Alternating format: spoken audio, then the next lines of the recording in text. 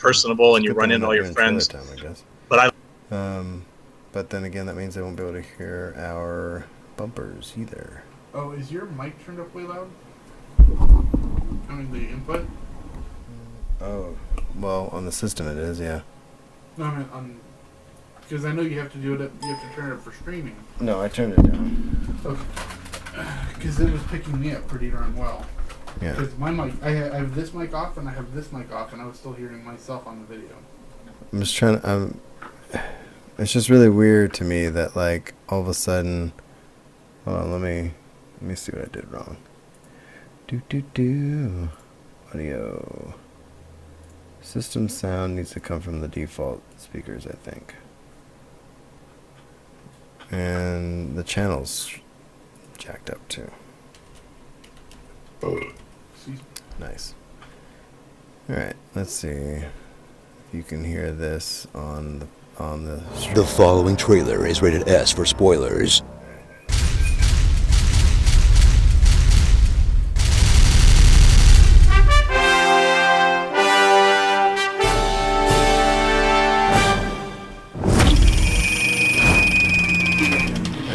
In a cinematic universe, no. Okay.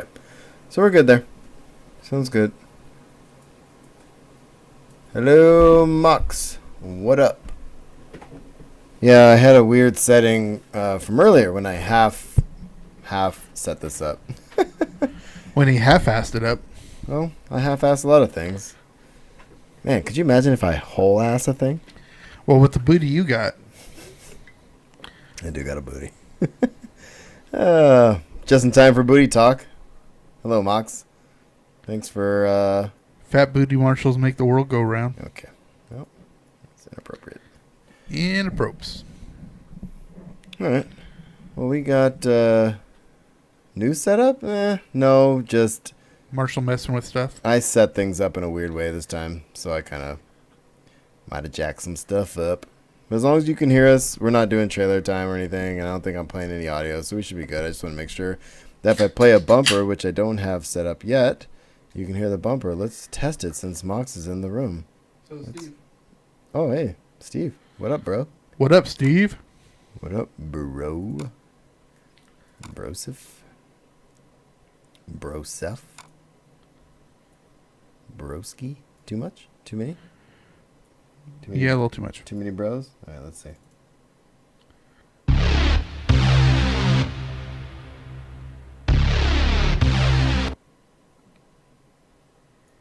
You could hear that intro, yeah? If so, we're good to go. Ooh, you rhymed it. You a rhyming fool. Okay. Don't get carried away.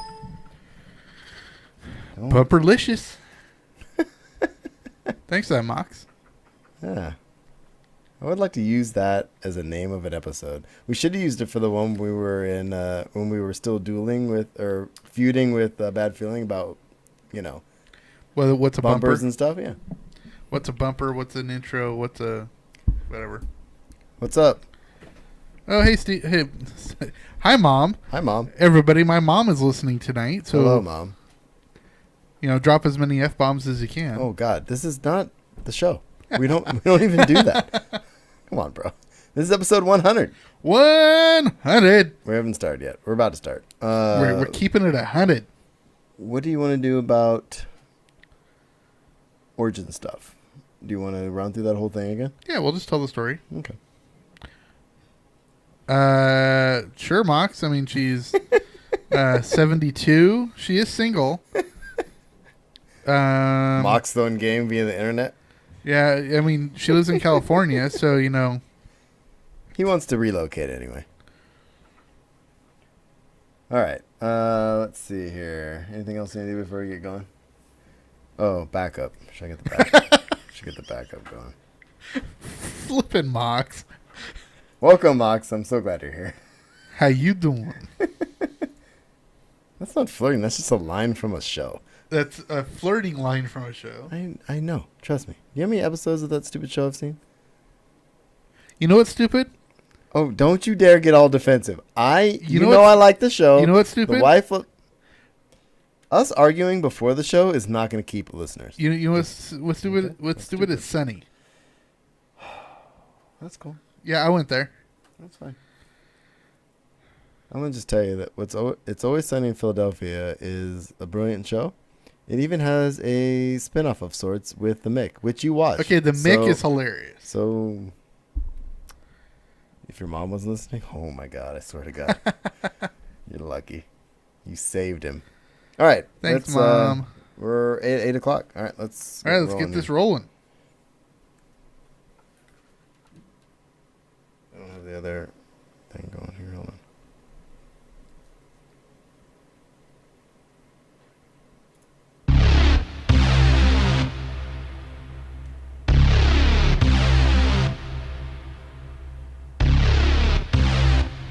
Blast came from the Death Star. That thing's operational.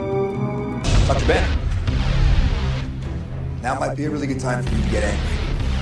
That's my secret, Cat. I'm always angry.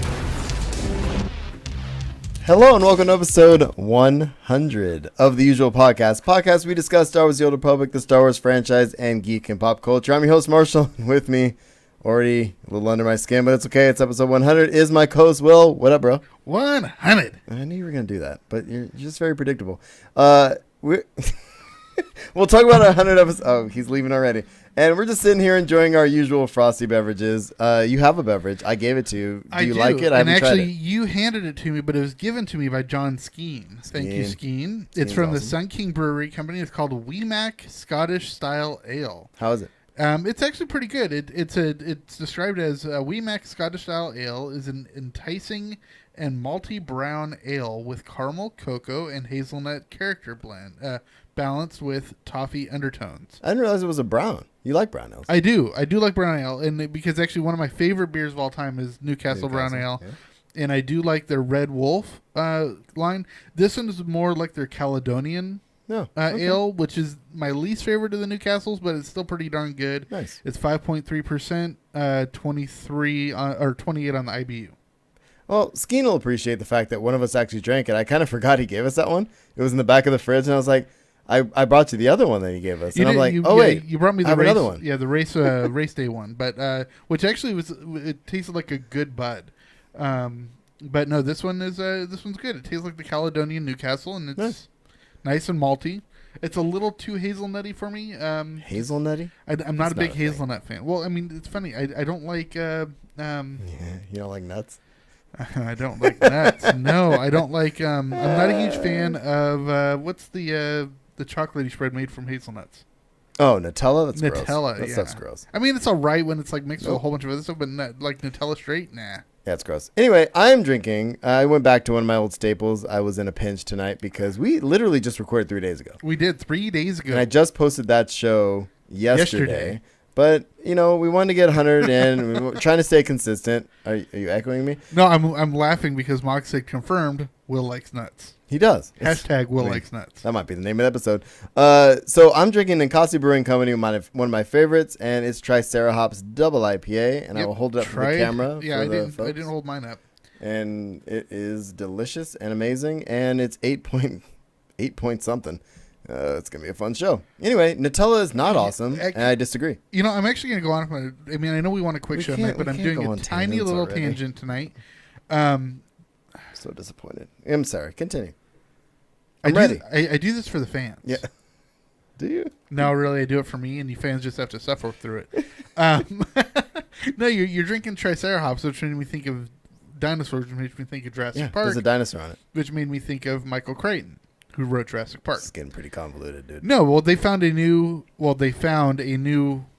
previously unpublished manuscript from Michael Crichton. It just got released today. Mm-hmm. And it takes place in the Bone Wars of the 1870s in the Prairie Lands, when there was literally 2 major archaeologists who were fighting over bones and stuff, and it just looks interesting. So that could be a great book if you're interested in going to the audibletrial.com/usual podcast. I got to bring this back to something. If you want to support the show, I was setting you up. I know, I got you, man. But we're gonna move on. Look, I don't know anything about that book. Nothing. And after your description, I don't know if I want to read it. Well, it's because you don't like good books. So before we get started, if you have comments or questions, you can find us at theusualpodcast.com. Email us at theusualpodcast@gmail.com. And we're on Facebook, Google+, Pinterest, Instagram, Twitch, and YouTube. I am at Darth Pops on Twitter. Will is at I'm Will Griggs. We're on iTunes, Stitcher Radio, Google Play. Take the time to give us a positive rating. Please, 100 episodes. Give us something. Come on. You can do it. We have the timestamps in the show notes as we always do. We've got some cool SWO Tour stuff. We finally got a roadmap, which we'll talk about. And since it's our 100th episode and we just recorded a few days ago, we don't have as much news to cover as we normally do.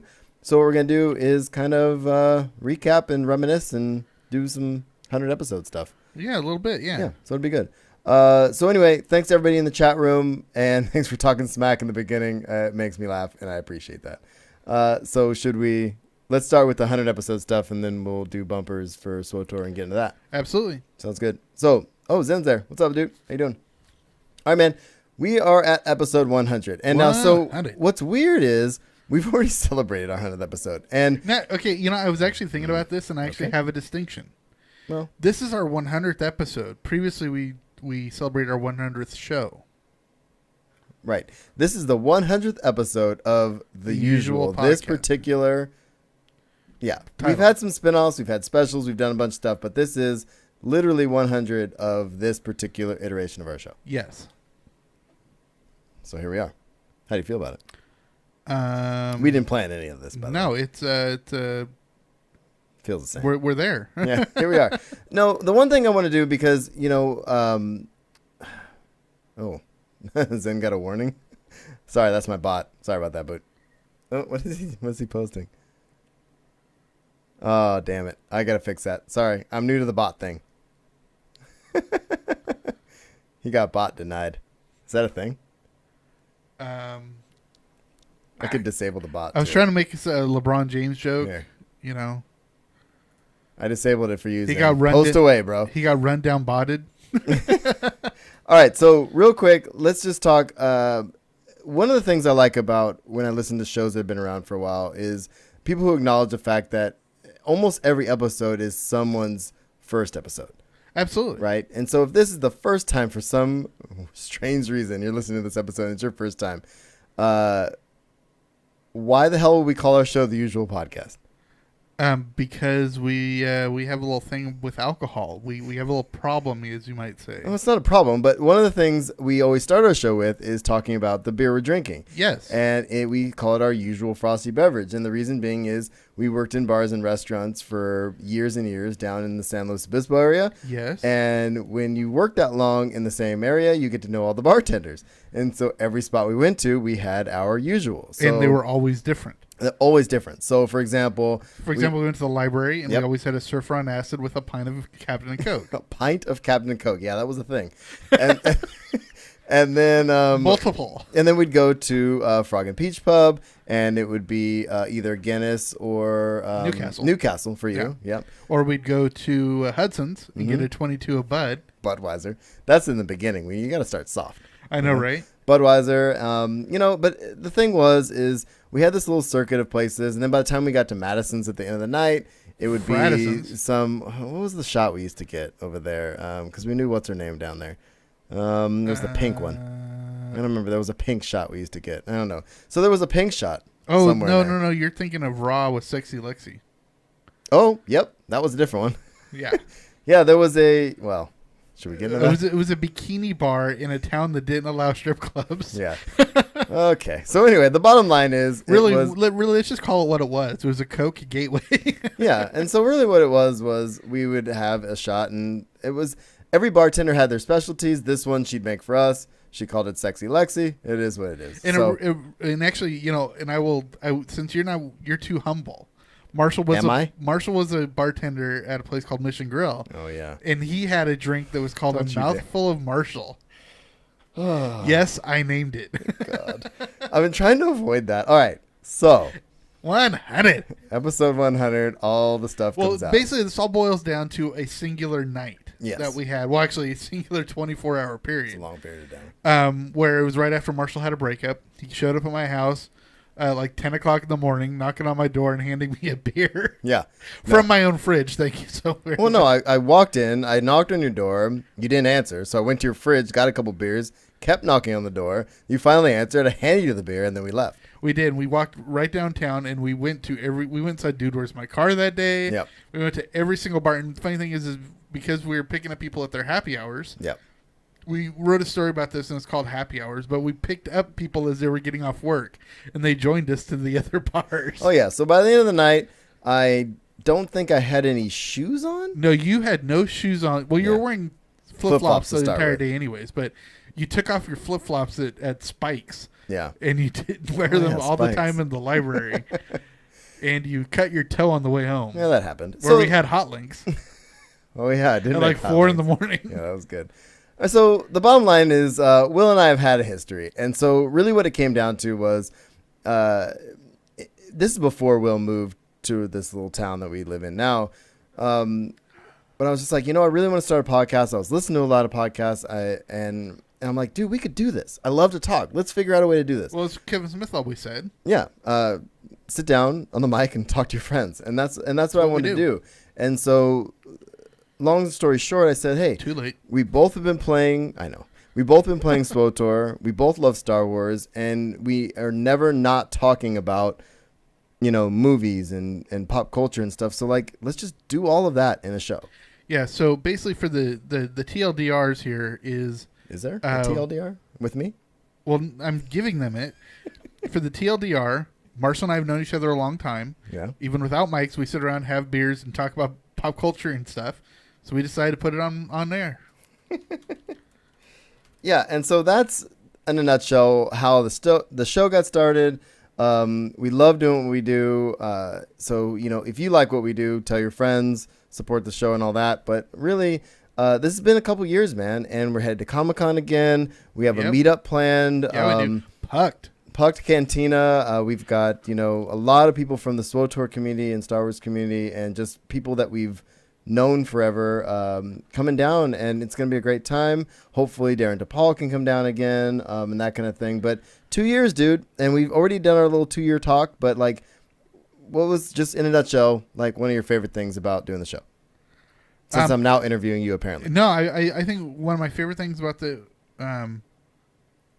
Mox, I hate you so much. I think my favorite thing was the Pucked last year. It was so much fun, especially having all the people that we regularly know, like Jesse and well, Master Lou showed thank up. you, Master and Lou, Redna and Heather. Heather and everybody, but having Darren DePaul there, we actually got a celebrity to come to our. Well, I mean, he is a celebrity. He's a celebrity. He's fantastic, and he's incredibly nice. Yeah. And I really hope his wife is at Comic-Con with him this year. Because Yeah, I hope so too. She was actually performing at the PCPA out of Solvang. Oh, really? Last That's year, cool. that's why she couldn't go. But yeah, so much fun. And actually, I had a little thought here. Last week we kind of offhandedly threw out a little contest of if you wanted. I forgot about that till I was editing the show yesterday. I was like, wait, do we have a contest going? I don't think I can uphold that contest. But continue. Well, we still have 6 weeks until. Sure.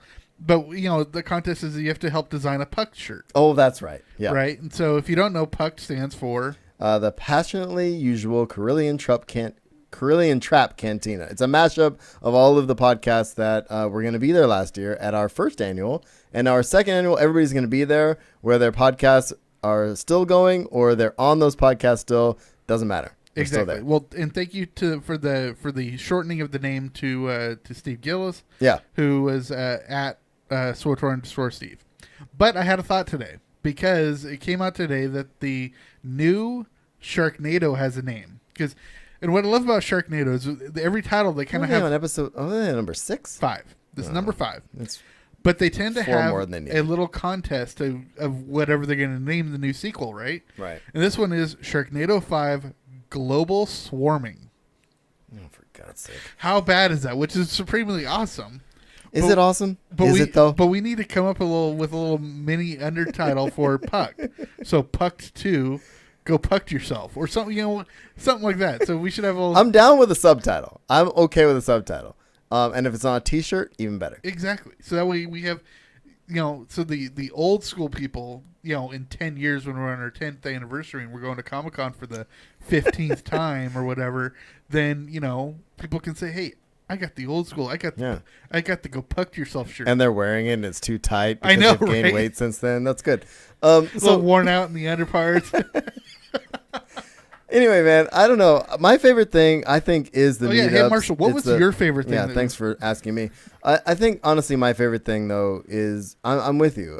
There was something about our SWTOR community, and starting WOG was one of my favorite Yes, things. WOG was so fun. Mostly because, and if you don't know what that is, it's what's an ops group. That is our operation group that we run on Friday nights. And it's a beginner casual ops group that we do on the Harbinger server in Star Wars: The Old Republic. But the best thing that came from that, I think, is meeting people like Jesse, and meeting all of Mox the, and and JT Mox and and JT, everybody, yeah. and these people who have been, that we've, I mean, I've never met some of them in real life. Like, I've never met Mox, I've never met JT in real life. I feel Never like I've met known Skeen. them forever. I've never met Exactly. Skeen in real life, but he's been on the show. They've been on our shows. Like, we've been on their shows. And there's this connection that I feel like with these people. And that's the best part about it for me. Like, as much as I would love to have, thousands of people listening to our show, I love would- that the same like 5 people show up every yeah, week. no, and like the fact that you guys are in the chat room now, it means a whole heck of a lot. So as far as changes to our show, as a quick segue, I just want to kind of talk about this. We've changed the show quite a bit, but we've kept the core. I'm no longer recording with my iPhone headphones in my God. RV from the parking lot of a fraternity house. We actually have decent equipment. That's a big change, but the format has tweaked here and there, but we've always kept the core 3 sections. Yes. Whether we've called it those things or not, or had it as its own show or not, we've always had that. And I think that's something that I want to maintain for sure. So, I love doing this show. Thank you everybody who's in the chat room, and thanks for being here 100 episodes later. And I think it's important. It's a lot of fun. And you're Absolutely. yawning, which is great. Thanks. You know, I yawn all the time. Yeah, well, I have to edit that out. So 100. so stupid if you keep doing that. Anyway, all right. So if you have nothing else as far as 100 episode stuff, let's just get into SWTOR, yeah? Yeah, let's just get into it. Well, here we go. You want to fight? I'm ready. You do not have to stand against me. Instead, I will share all of this with you, if you will only kneel. You know, for all the people that have had Darren DePaul do an intro for the show, we have Darren DePaul speak on our show every single week. We do. I've also commissioned him to do that one thing. Well, not commissioned, but I asked him to do the thing for our other 100 episode, remember? Yes, I remember. That was great. So here we are. So look, man, Star Wars: The Old Republic, big part of our show and a big part of our community and the people in the chat room. So let's talk about that. Let's talk about our weeks in game, which we just recorded on Monday. We did. And so if you missed my weeks in game the last 2 weeks, I talked about that last week. You did. And I've not been on since. I've not been on since Monday. But I'm all excited because next week is our last week of school, which This means week I is should be brutal. able to play some more. But I'm chomping at the bit because this Saturday I am actually proctoring an SAT exam. Yeah.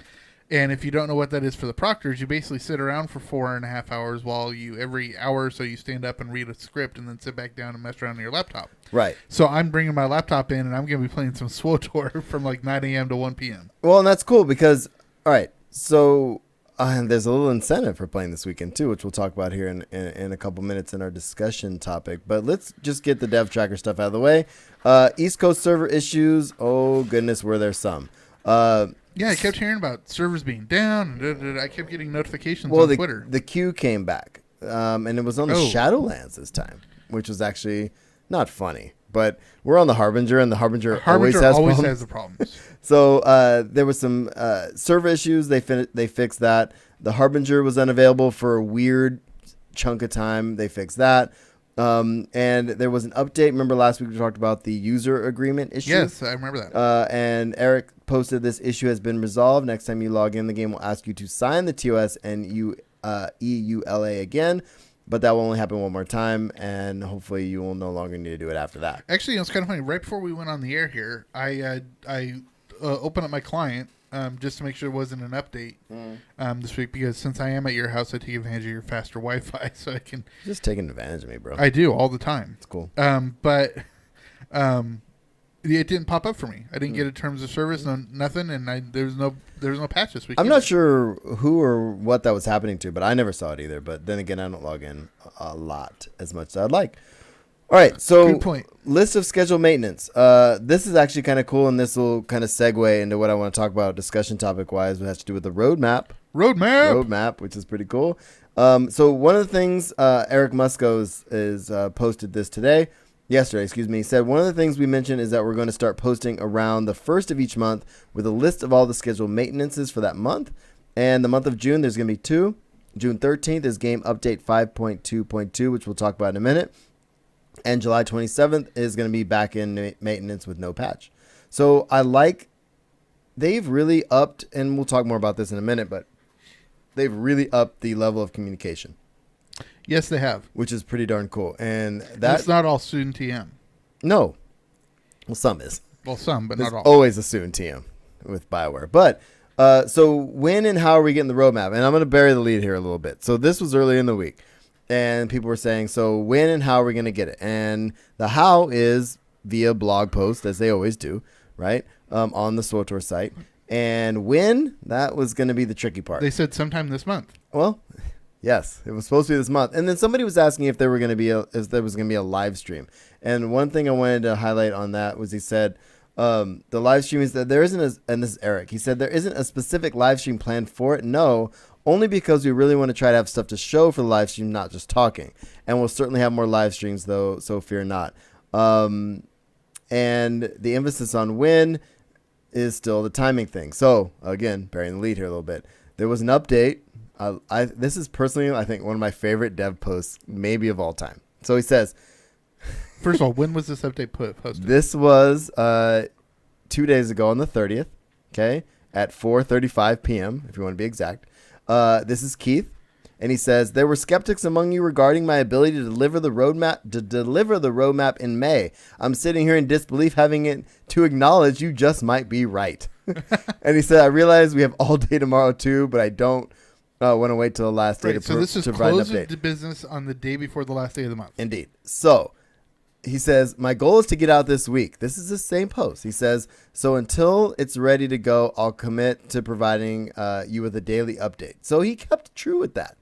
The following day, which is the last day of the month. This is the last day of the month. He said, as I told you yesterday, I wanted to make sure I gave you a daily update about the roadmap. When you get to know me better, you'll realize how important it is to deliver on my word. And I like this post. I'm not going to read the whole thing. And he says he wants to be more transparent and all that. And he says, and then he just goes away from the whole thing in general. And he says, so I'm up to my 4th command rank, 300 character. And I've been putting a lot of thought into what to level next. And he goes on and on and on. And then he says, oh, roadmap status update. It's still May, albeit the last day of May, but roadmap is being posted this afternoon. Huzzah. So I just thought that was a really funny way of kind of saying, hey, I'm communicating with you and things are happening. Oh, yeah, by the way, you're going to get what you want anyway. Exactly. So let's talk about the roadmap, dude. Yep, let's talk about it. I mean, you looked at the roadmap. I did, and there was a couple things I'm excited about. Well, it is in the form of a blog post, and it's Roadmap 2017. And as he said, he was true to his word. Honestly, it is only about the next 2.5, 3 months. Right. And some stuff that may or may not happen in the future. So I'm not going to read the intro. I have the link in the show notes for that. And he said, as far as gameplay goes, as they've said, they want to return to the massively multiplayer aspects and group content, etc., which is why they're going, they have Tithe and all the new bosses going and stuff, right? Right. As far as operations go, the next bosses, Esne and Velilala, I don't know how to say it, are on the public test server. Those are the twins. That's the next 2 bosses, or next boss in Tithe in the operation we've been playing, right? Mm-hmm. Yeah, I feel like you're not listening, but that's fine. I was glancing through the roadmap again. No, it's fine. You're good, dude. And so one of the things he says, we've already changed how our level or tier gear drops in operations. This is interesting. They're going to be adding a platinum quality item that you can earn from defeating certain bosses in veteran and master modes. And now platinum items are those ones that they've been direct selling on the GTN and stuff like that. So it'd be really interesting to be able to earn that stuff. Is that like that new armored mount or whatever that's on sale right now for like $52.50? Yeah, the stuff that's crazy priced. Yeah. And so that's platinum level stuff. But being able to a chance to earn that would be pretty cool. Absolutely. PvP. They've introduced he basically said they've introduced 2 new PvP war zones in the last year. And their current season is going to keep going, and it's slated in August. And that's going to end with the Crisis and Umbara, which we'll talk about, which is 5.4, excuse me. And they're finalizing the rewards now. And let's see, class balance. He basically said, like, yeah, we're gonna address class balance, which I'll talk about in a minute. Story and companions. They realize that people want their companions back, and they're trying to get those coming. He says, we know bringing back your old companions is extremely important, so expect to see more of them returning throughout the year. Additionally, as we release updates over the summer, you'll be able to customize some of your favorite companions, as we talked about the other day, Right. Including Theron, Lana, Shay, Koth, and Senya. So I'm actually out of all those, I'd like to Shay. Shay Vizsla. Yes. Yeah. Well, what's cool about it is there was another post, and I have it in the show notes, but he said somebody posted in there and they said, hey, so is it just a customization thing, or can I customize every piece? And Right. they're going to customize every piece. Okay, that's cool. Because as it is right now, you can just change the weapon. Yeah. So if you want a slave Shay Vizsla, There you go. go for it, bro. All right. Let's see. What else do we have here?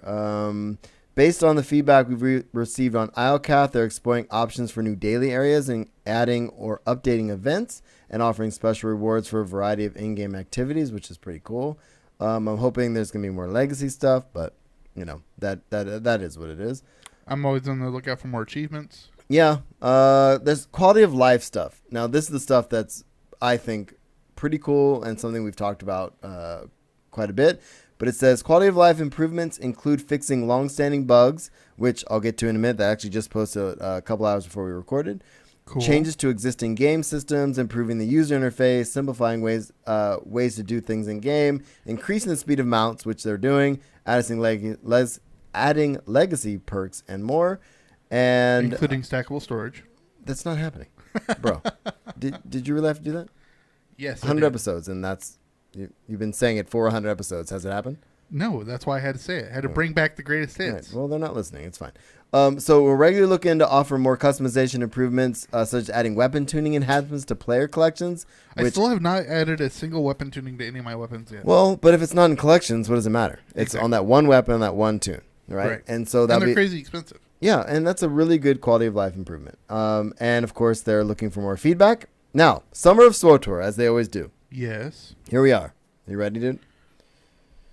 I don't think you're ready, but it's fine. I'm ready. Nar Shaddaa Summer Game Update 5.2.2.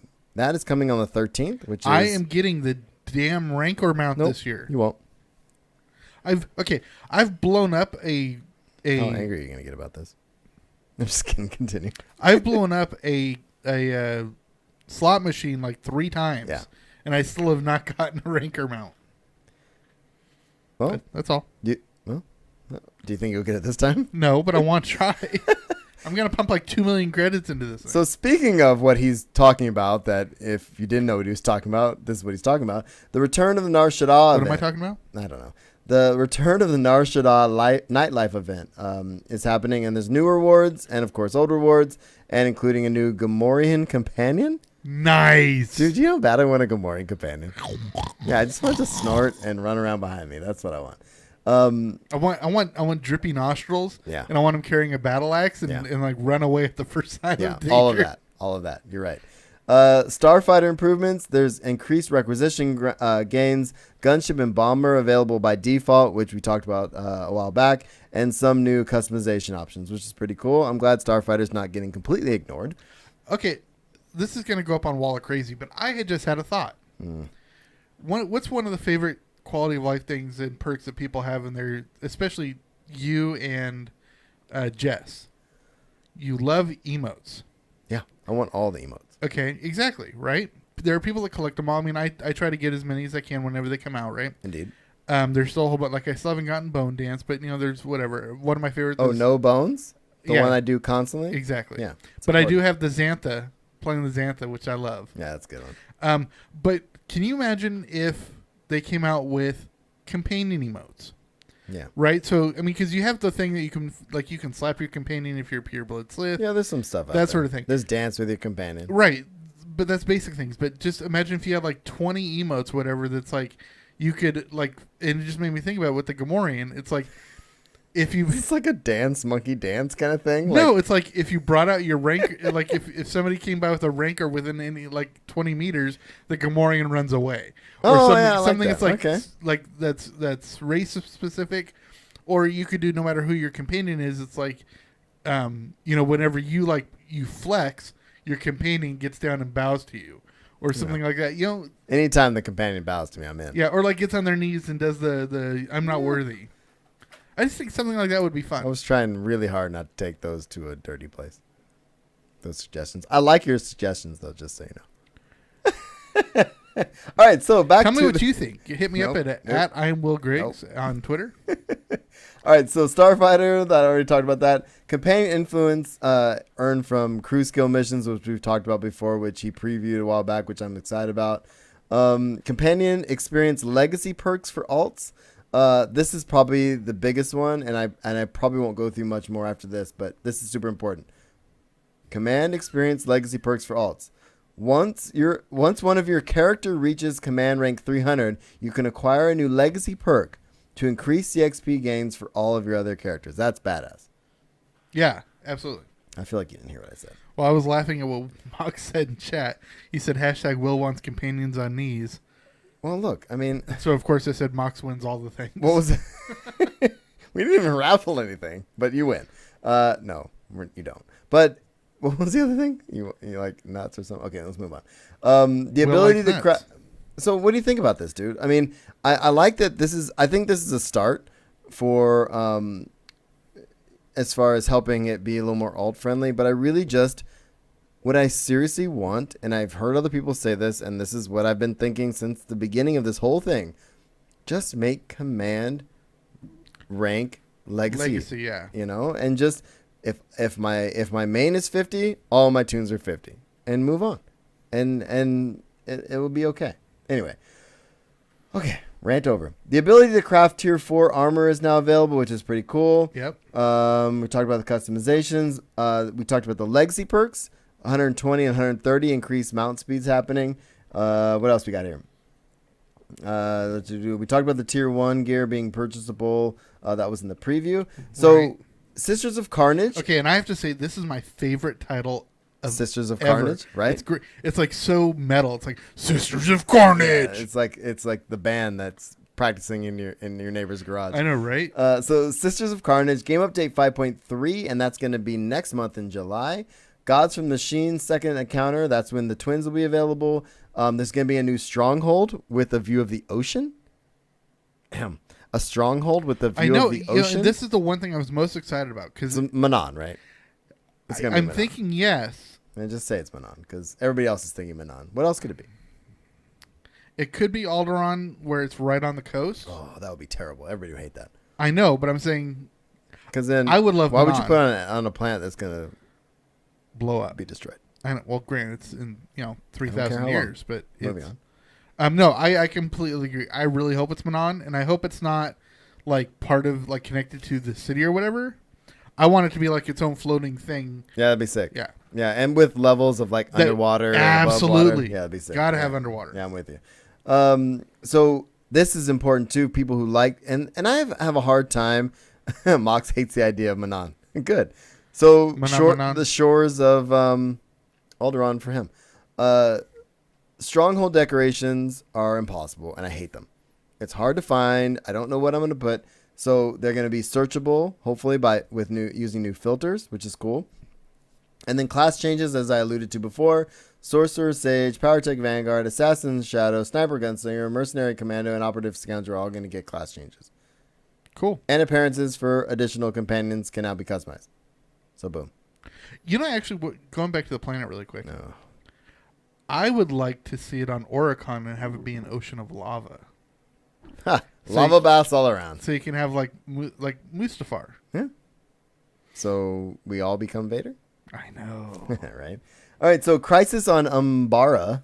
Umbara? Yeah, Umbara. And that's going to be game update 5.4, and that's going to be in August. And the story will continue in a new Flashpoint called The Awesome. Crisis of Umbara. And appearances for additional companions can now be customized, and there's going to be more than that. And the last part of the post, obviously, is a increase in communication. They're going to be talking about as much as they can going forward, which is pretty cool. Absolutely. Today, I'm just going to gloss over this really quick. Awesome. Yeah.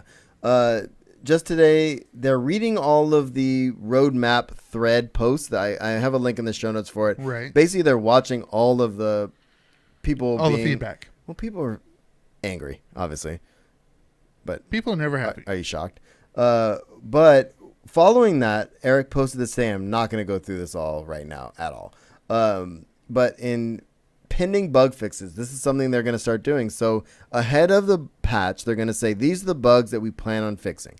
So it's not a total list. Of course, it's subject to change, but it's upping the communication. So I have a link in the show notes. There's a whole list of stuff on here. And of course, the caveats are they're not patch notes. They can be changed. They probably will be changed, and they might be changed. Did I say they might be changed? Things might change. They might change. So, it is what it is. But I like that they're putting this stuff out ahead of time, and people can complain, get out of their system. And then when they actually fix the bugs, then people are stoked. Absolutely. So here we are. Word. Last thing, before we get out of this and get into some Star Wars fun, because I can't wait for that. I got some cool parks news coming up. So Celebrate EA, that's happening this weekend. And I think this is to coincide with, I can't remember what it is. But anyway, so from Friday, June 2nd through Sunday, June 4th, jump into Star Wars The Old Republic and join the Galactic Defender event to celebrate EA's Play to Give program. Oh, that's what it is. That's right.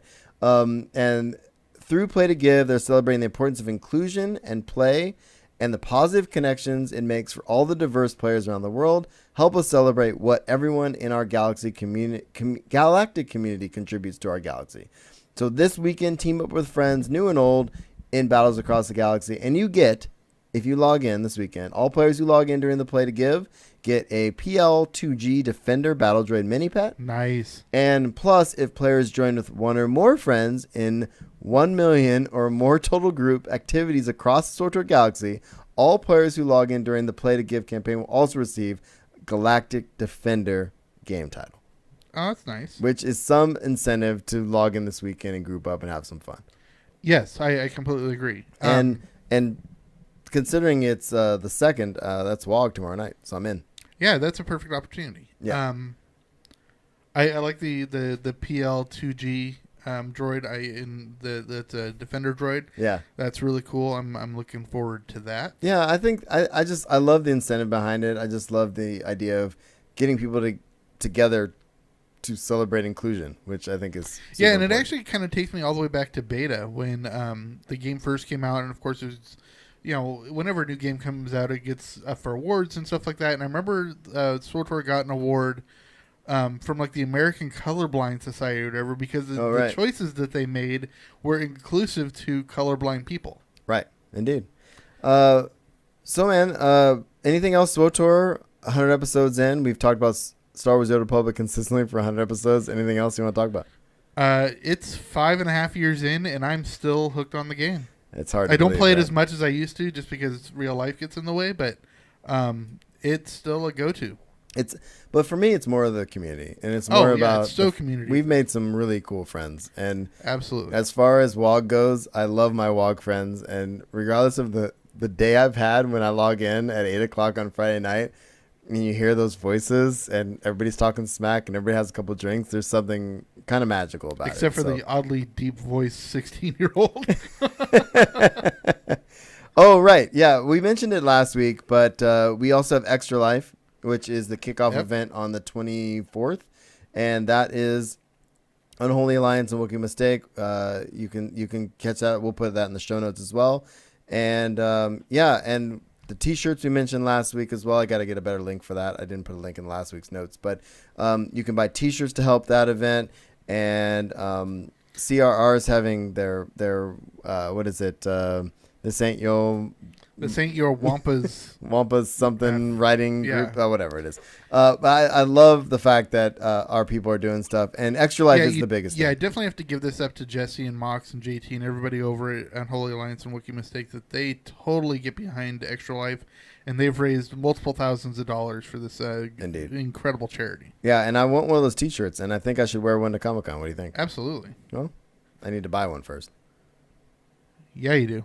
So Mox is gonna buy me one. Is that what's happening? I think that's what I'll go over to Marshall. Thanks, Mox. That's awesome. Welcome to the chat. Oh, thanks, buddy. Anyway, yeah, so definitely Extra Life is awesome, and I will be there for part of that event, and I've got to work later that night, sadly, but I'm excited for that. I love the Extra Life kickoff events, and then, of course, actual Extra Life event where I get to play games without guilt for a long period of time. And yes, Mox, please post a link in the chat so it'll come up on screen, and anybody else who's viewing can follow it in. Yeah, do that, and then I can put in the show notes, too, because I missed one link last week for sure. So. Absolutely. All right, so let's move on to Star Wars. Well, actually, really quick. Oh, my God. Don't Please. Don't give me any lip there, mister. You're the one that got me hooked on podcasts. But I would just like to say, I don't listen to as many SWTOR podcasts as I used to, but I've gotten hooked on a whole bunch of true crime podcasts. But I don't listen to like Serial or any like the major ones that you think I've been listening to Hollywood and Crime, Right. which is on a hiatus. I've been listening to Lore. I've been listening to Serial Killers. And now there's a one that I just started listening to that started last year, and it's called Unsolved Murders, True Crime Stories, or something like that. And I'm listening to a 2-part episode on the Zodiac Killer, and how one of the people who is thought to be the Zodiac Killer, his son, who thinks he's the Zodiac Killer, also thinks he killed Elizabeth Short, who was the Black Dahlia, and he was a person of interest in both. So your podcast listening is interesting. Seriously, if you look at my podcast, it's all politics, sports, Star Wars, and true crime, Oh, cool. and the usual podcast. Don't worry. You don't listen to our show. It's fine. No, but I do download it, mark it as played, and then delete it. Well, I think that's important. It's your own show. I know. I have to up the numbers. Oh, for God's sake. Okay, here we go. Can we do Star Wars? Let's go into Star Wars. I was raised to do one thing. But I've got nothing to fight for.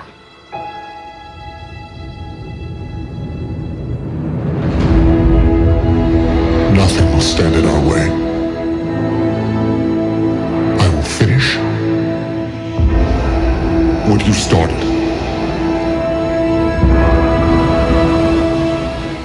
First off, I want to apologize just in case you hear anything in the background. Please let us know.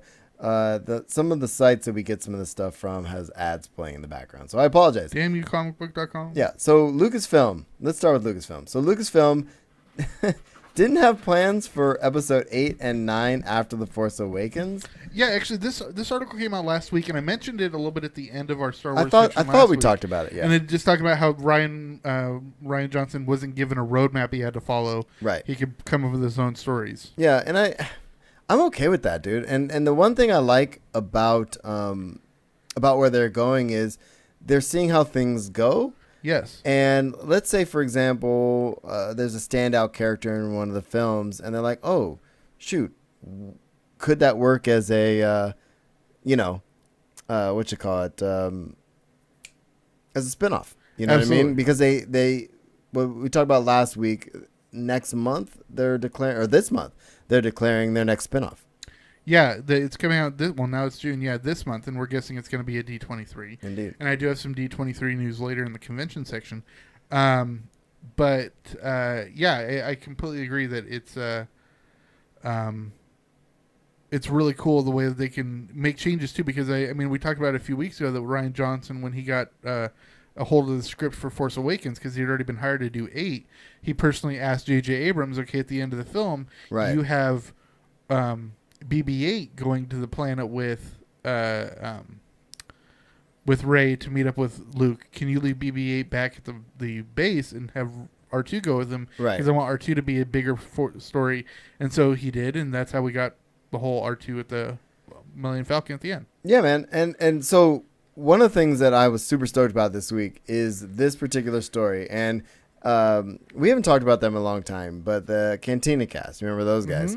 They're still doing their thing, and they're an awesome podcast if you like Star Wars podcasts. I just listened to their latest episode today. I think it posted today, and they talked about Snoke. And everybody loves to talk about Snoke, and there's a whole thing, your Snoke theory sucks and all that kind of stuff out there. But what I like is that yesterday, 2 days ago, Lucasfilm exec gives out major Snoke theory tip. Now, I like this because I think it might spur a conversation. Did you read this? I think I know where you're going with this. So it says, Pablo Hidalgo went to Twitter and he sent Star Wars fans into a frenzy when he tweeted out a hint about Snoke.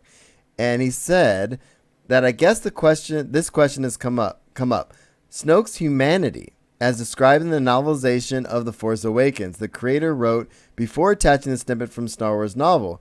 You can read the excerpt below. So check this out. He says, seat on the raised platform that was the focus of the chamber was the blue tinted hollow of Supreme Leader Snoke. Tall and gaunt, he was humanoid, but no human. Exactly. And he says the hood of the dark robe, and then it goes on. So if he's not human, most of those theories go out the window. And what I think this article does poorly is that it talks about the fact that, the Plagueis theories are out the window. They're not, because if you read the Plagueis novel, he's not human. He's a moon. Yes.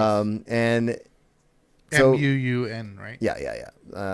Yes. M-U-N, yeah. So what do you think, dude? Not human. Which is fine. Well, because there's been a big groundswell going the last few months about people wanting it to be some form of Vader. Yeah. Being a clone or whatever. Well, there's even theories out there that it might be Luke. Which is crazy. No, but actually, I don't know how spoilery we want to get today, but... Oh, whatever. It's episode 100. Keep it loose. Yeah, okay, well...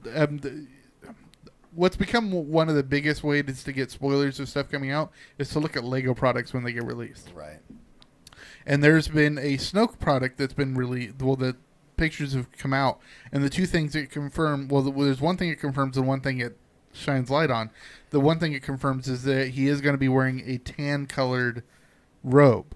Interesting. Okay, which should be interesting because we've never seen a major villain, quote unquote villain, wearing a tan robe. Well, wearing earth tones. Earth tones, exactly, because they always wear black.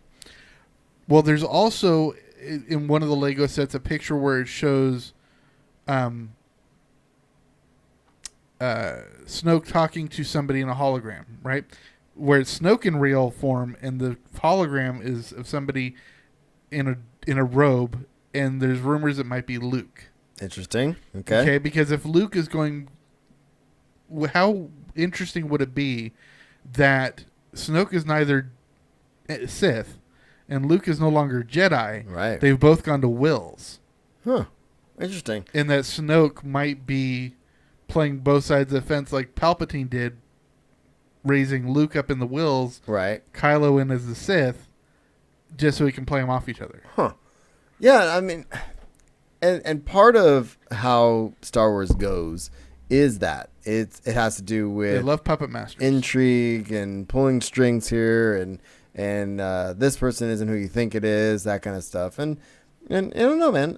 I don't like to dive too far into that, but I like the idea that that just by saying Snoke isn't human, it throws out a lot of those other theories, and it makes it and really I think what's gonna end up happening is Snoke's just gonna be a guy, a new character. He's just gonna be somebody new to the universe, exactly, and it's gonna be fine, and we're all gonna move on. Yep.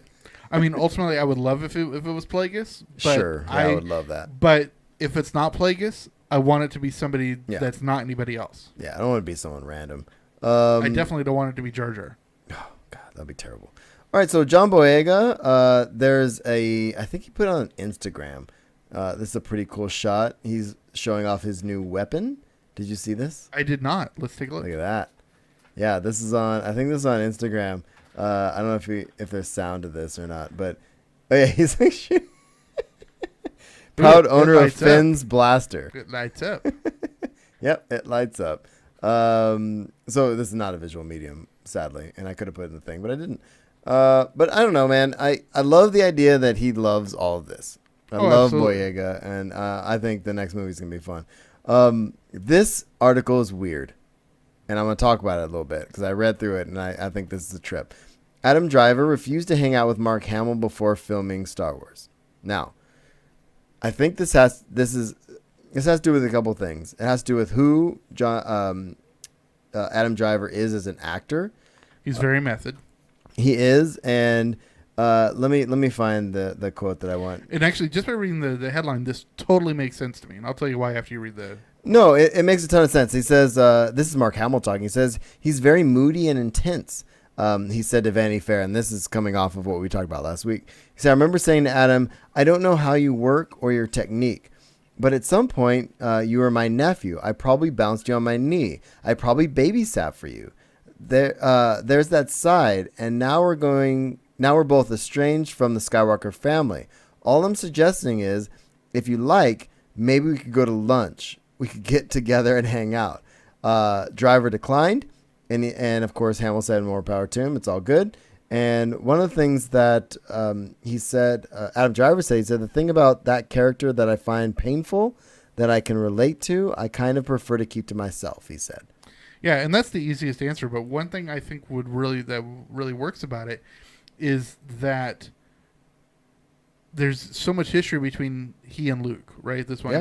I mean, we're assuming a lot of story content here. Yeah, we're assuming. But I would want it to be as like fraying, like all the emotions on the surface, and every minute that he would spend with Luke, with Mark Hamill, would diminish that edginess, right? Right. Because he's got to be in awe of Mark Hamill a little bit.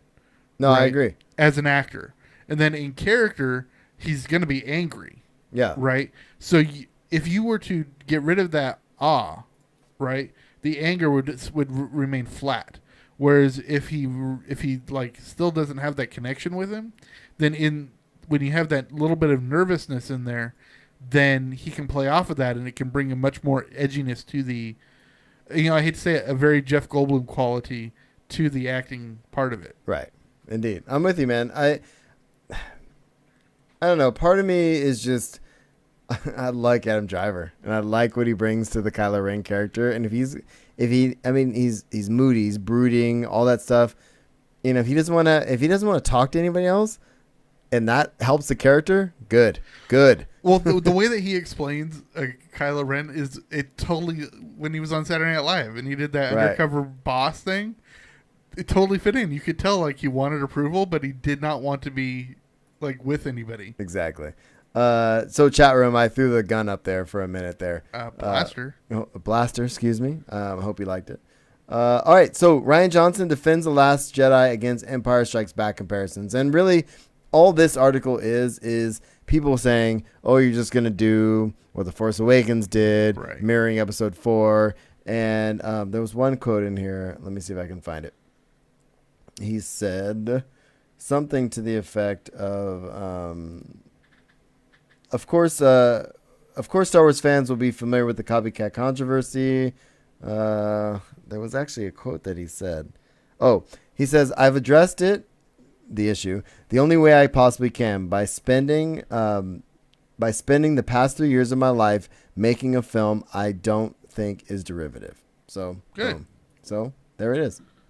So, let it go, bro. And we talked about it the last couple weeks, actually. I talked about Skeen. I talked about it with you a little bit. Let it go. Are you going to sing the Frozen?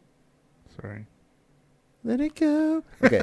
But what's interesting, though, is there's a lot of that speculation out there that this is really just going to be a mirror trilogy. Well, and the thing is nobody knows anything yet. So nobody knows a thing, which I love. Should we get to merchandise? Merch. I'm excited about this first one.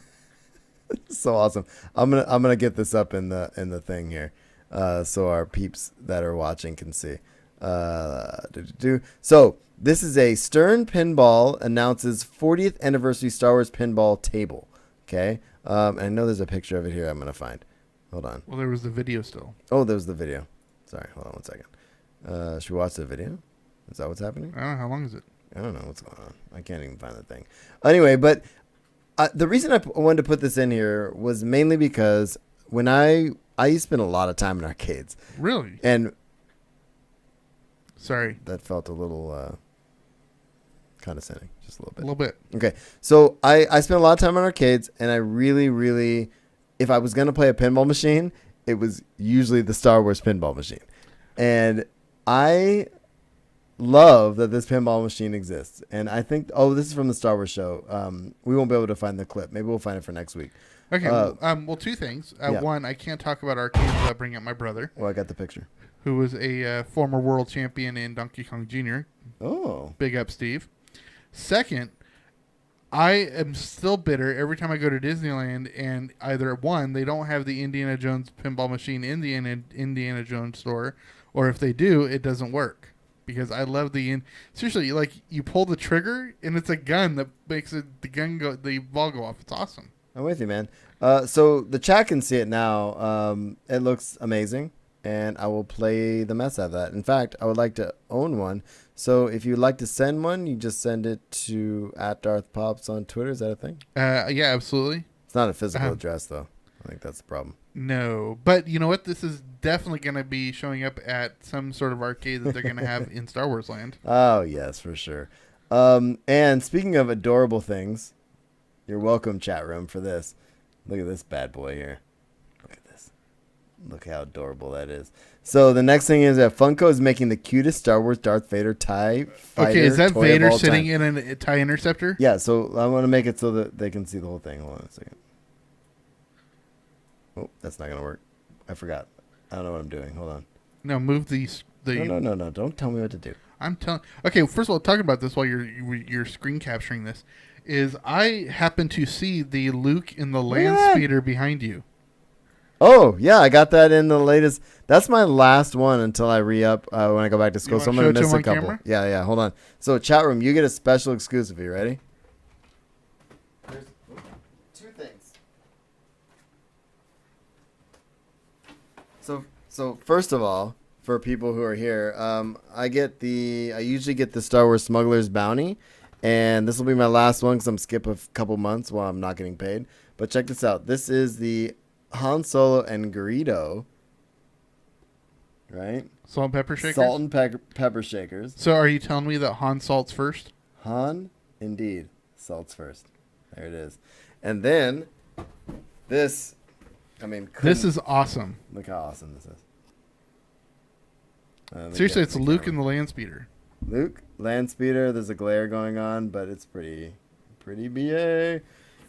Anyway, so I love the Pops merch. I love this freaking. I'm gonna leave that up there. That's what I'm gonna do. That is the coolest looking Vader in a TIE Interceptor picture I've ever seen. How adorable is that? Look at that. You know what it actually reminds me of here? There is a new. Are you on a tangent? Well, just because we're going to be talking about, I'm sure we're going to talk about SDCC Comic-Con exclusives coming up. But there's this Star Wars artist that he does not just Star Wars stuff, but he does art where he takes. Remember the old kids rides outside of grocery stores? Yep. He turns them to that. Oh, I heard him on a podcast recently. They are phenomenal Yeah. pieces of, and there's like one where it's like an AT-AT, and it's very cool. That's awesome. Yeah. So I don't know. I like merch, and it's cool. Merch. All right. So real quick, parks news, and then we're gonna get into our Universal crazy pop culture stuff. I don't even know how to say this, dude. To be honest with you, but Ghibli. Studio is it Ghibli? Ghibli is gonna open a theme park in 2020. Now, if you're not familiar with this Ghibli, they made Totoro.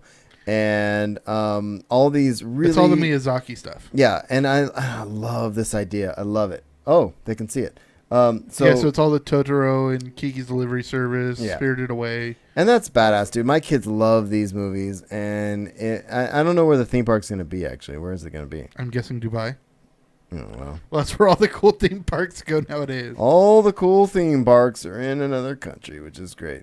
According to Suzuki Animoro, Tokyo. Yep. That makes sense. So, there we go. Well, actually, my brother's brother-in-law lives in Japan, so I might have to visit. Cool. I gotta get my other picture up there because people are looking at my show notes, and I don't like feeling like people are looking at me while I'm unclothed.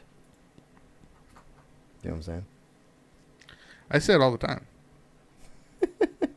All right, let's move on with our lives. I like how you just totally glossed over that. By the gods, man. All right, so last thing. Deadpool creator pitches new X-Men theme park rides. And How awesome would that be? He didn't, but he did. It was one of those things like, oh, Guardians is doing it.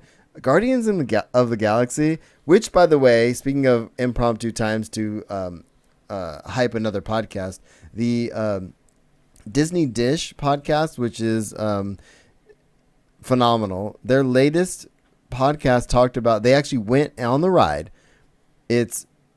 And when there's high praise from these guys, it's serious. Yeah, because they've been around the parks They've for been around years. forever. But what's crazy is, from what I understand, Guardians had like a 5-hour wait time, which is crazy when we've been talking about it quite a bit.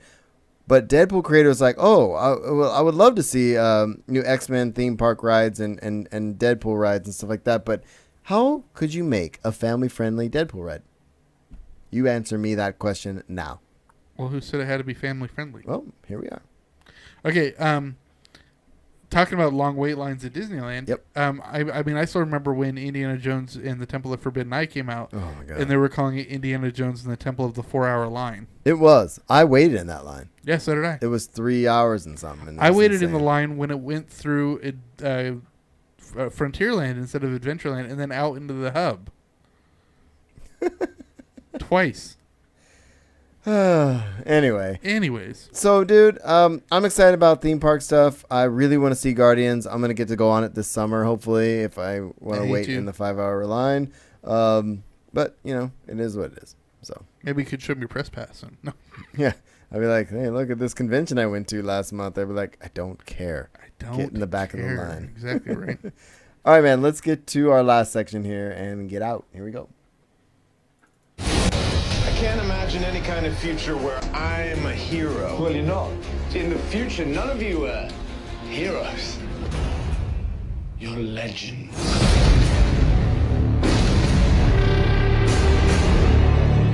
You know I put the first story in for you, right? Yes, I know you did. You love musicals. I do. And Alanis Morissette, her Jagged Little Pill album, which is what, 20 years old? Came out in 95, 96. Yeah. Will be a musical. Wow. How do you feel about that? I'm okay with it. I really hope that they bring out a Dave Coulier looking guy during You Ought to Know. And I hope they somehow work You Can't Do That on Television's Green Slime into it somewhere. I don't know, man. I love Morissette. And they have to work Ryan Reynolds in there somewhere. And you know my love of Morissette goes to what? Where is it? Dogma. Dogma, yeah. Come on, she plays God. She's Dogma, God. which is great. Anyway, there's a new Pokemon mobile game announced as well. Shocker. Well, and this leads into the next one. I don't care about the game because I'm not going to play it. And it says, Pokemon Company made a ton of money last year. And well, yeah, Go came out last year. Obviously, it had to do with Pokemon Go, but they also put out another game as well.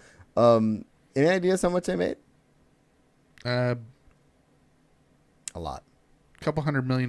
Well, Pokemon Company recently released its annual earnings report with a report net profit. That's the amount of money made after expenses of $143 million. Yeah, I almost added on. Yeah. But that's a lot of money. That's a profit. That's so much money, dude. Do you realize? That's insane. That's a crazy amount of money. But more power to him, man. And I think there's other stuff coming from Pokemon here pretty soon too, which is cool. We talked a while back about X-Files. Their season 10 was going to be an Audible series. Remember that? No. Well, no. They just had season 10. What? Season 10 was the short one that they just had. No, season 10 is the Audible series. That was season 9, wasn't it? No, season 9 was the one. Oh, yeah. Sorry. Recently, Amazon's Audible announced they would be producing an Audible drama based on season 10. Okay. That makes sense because season 11, which is going to be coming out, is going to be a 10-episode arc, and that's actual film. Right. But it's cool if they're going to be doing an Audible. Yeah. Which is pretty cool. And it says, what's the thing here? It says, hold on. Awfully happy that the Audible news broke when it did. And I didn't think it was going to come out until July, so I'm kind of happy that it breaks. The news breaks before the comic book series, because there's a comic book series coming as well. So it's pretty Yes, cool. I'm sure he thought it was going to be being announced at Comic-Con. Right, exactly. So I don't know. Should they keep going with the X-Files? What do you think? Yeah. I know, it was good. I like the X-Files. Don't be dumb. Don't be dumb. I'm going to skip this one. Okay. Because I hate everything about it. Mostly because... You're dumb. Okay, so TV news. We're in reviews now. And it says, Riverdale actor teases there's going to be a darker and stranger season 2. It was already pretty dark and strange. Yeah, but can it be more dark and strange? It can always be more dark and strange. Well, you haven't watched Riverdale, which I'm on episode 8. I told you this last week. I know. I just want to see if you got defensive. I hate you so much. So what do you think, dude? It is dark and strange already. Finish the season. We'll talk about it in a couple weeks. But honestly, man, I'm super excited for the season 2 and to see. Yeah, where they're no, gonna it should go be with very it. cool. And because it definitely doesn't end on a non-cliffhanger. I have a link in the show notes here. We didn't do trailer time this week, and this is like a 5-minute like promo for the Young Sheldon show. Yeah, and actually, I definitely don't want to watch this because it's actually to kind of tell you, in a couple weeks we're going to be doing sometime in the next couple of weeks we're going to be doing a trailer time special on the upfronts. Yep. So it's going to have all the new shows coming out this fall, and Young Sheldon is one of the ones from CBS. Totally. So I don't know how you feel about the Young Sheldon thing. I'm okay with it. I think it'll be okay. I hope it'll be okay. I love Big Bang Theory, but people either love it or hate it. It's one of those things, but more people love it than hate it. Yeah, and it just got re-upped in the last few months for up to season 12. So Well, especially since they upped everybody's salaries too, so that helps. Speaking of TV, Frank Miller's Sin City is getting a TV reboot. This will not work unless it's on AMC, HBO, or Showtime.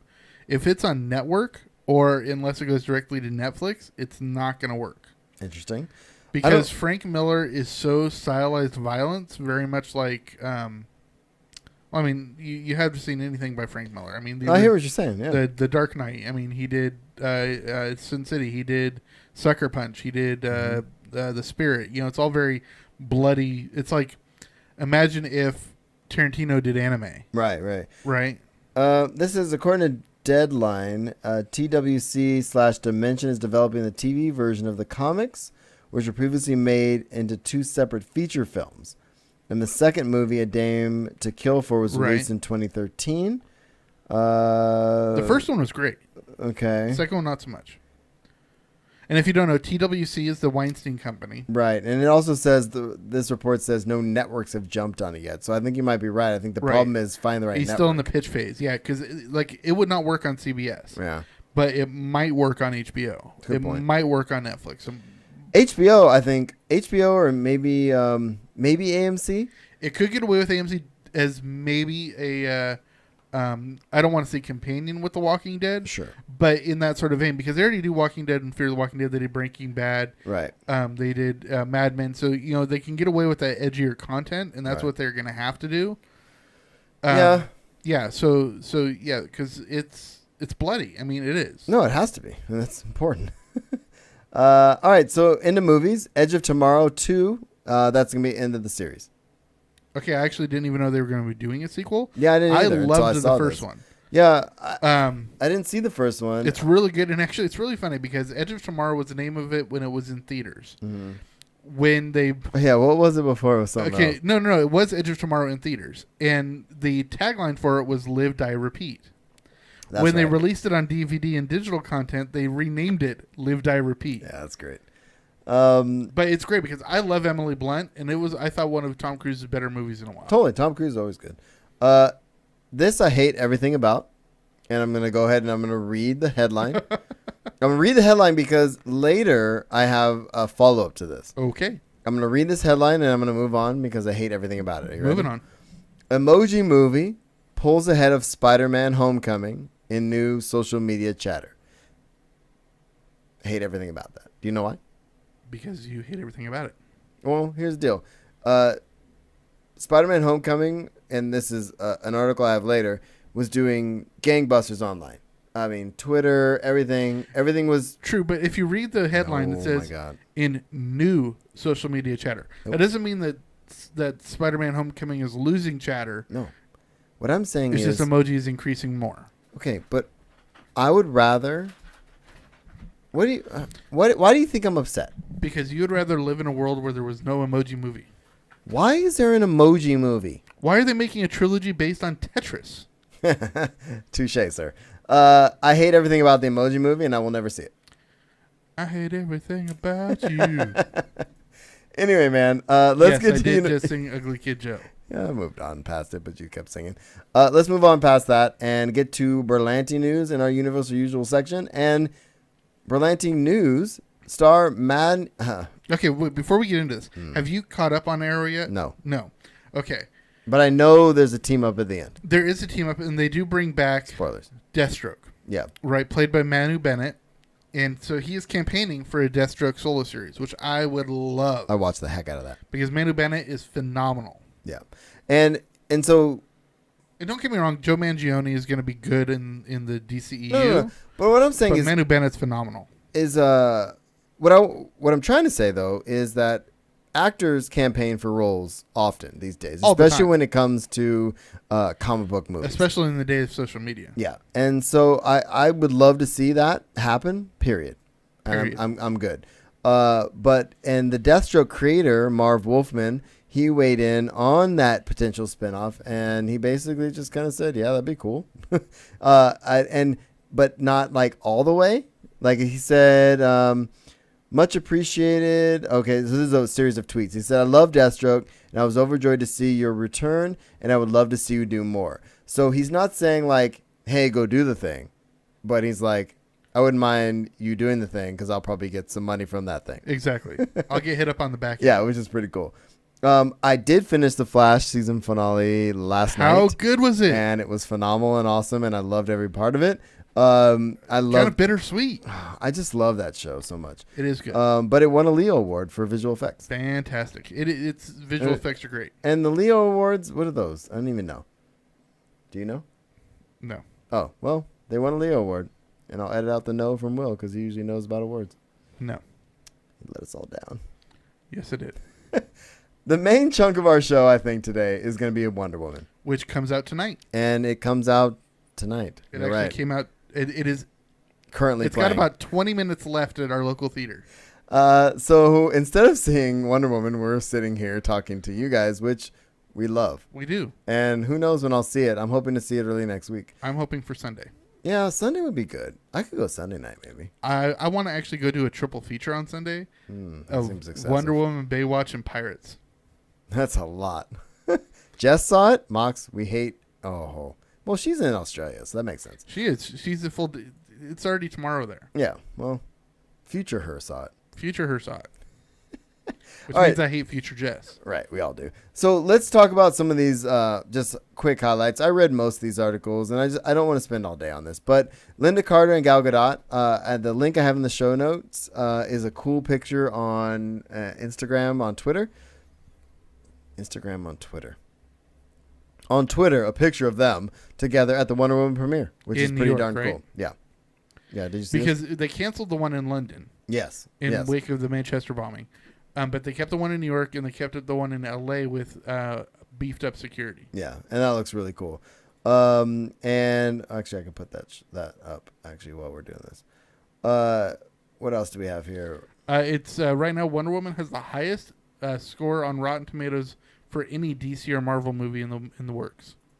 And is that like period, or is that like? I think it's any that's in the works right now. That's crazy, man. I think that's cool. No, I think that's awesome. Let's put this bad boy up here. What do you think about the possibility of Wonder Woman being banned in Lebanon? Yeah, no, this is a trip. So let's talk about this for a minute. So what this has to do with is the fact that Gal Gadot is Israeli. She's Israeli, and a famous Israeli. She was actually Miss Israel at the Miss Universe pageant. Right, and there's this obviously. We don't want to get into world politics really, but there's obviously some beef, and it says she comes from Israel. Let me find this. Lebanon is technically at war with Israel and has for decades had laws prohibiting traveling to or having contacts with Israelis. and a group calling itself the Campaign to Boycott Supporters of Israel, Lebanon, are praising the ministry's move. They previously attempted to get Batman v Superman, Dawn of Justice banned in the country, although both that film and Gadot's Fast and Furious appearances have made their way to theaters. So it has not been banned yet. Well, I think those movies probably weren't banned because she wasn't the major star. Right. So the decision to ban the movie, not entirely uncommon in Lebanon, would come from the interior minister based on a recommendation from the aforementioned 6-member committee. Right. So they're in the process of probably trying to get it done, but it doesn't sound like it's going to happen. But the next article I have in here, it says Wonder Woman is making Israel really proud because, oh man, this is cool. I really like this. There's actually this cool picture of, oh, where'd it go? We don't have anything over there anymore now. Oh, they did ban it. Damn. Never mind. Mox just said it happened today. They banned it. We're a little behind the times, so they banned it. But let's talk about how she's making Israel proud. And it says, with all due respect to, and it says, where's the thing? Where is it? Okay, while you're looking for this, Yeah, let me there's find something that actually also came up today that I didn't put in here, but I just wanted to gloss on. Is, with movies that either take place historically in the Middle East or that they are supposed to feature somebody exotic, like, say, the Princess of Amazon or whatever, they argue for people of color to be in those roles. Right. And I guess we got a lot of this in the Gods of Egypt, not Gods of Egypt,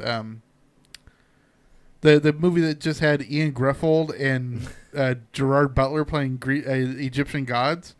And I'm like, okay, that makes absolutely no sense because, one's Scottish and one's Welsh. Right. But come on. But I guess there's been a little bit, it's been under the radar, but a little bit of, hubbub about people saying there's not a woman of color playing.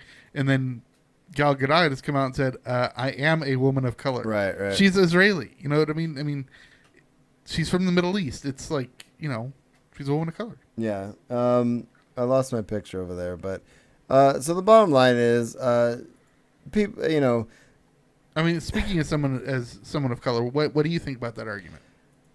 Well, what do I think about the argument that there should be someone of color playing someone from the Middle East? Is that what you're saying? Yes.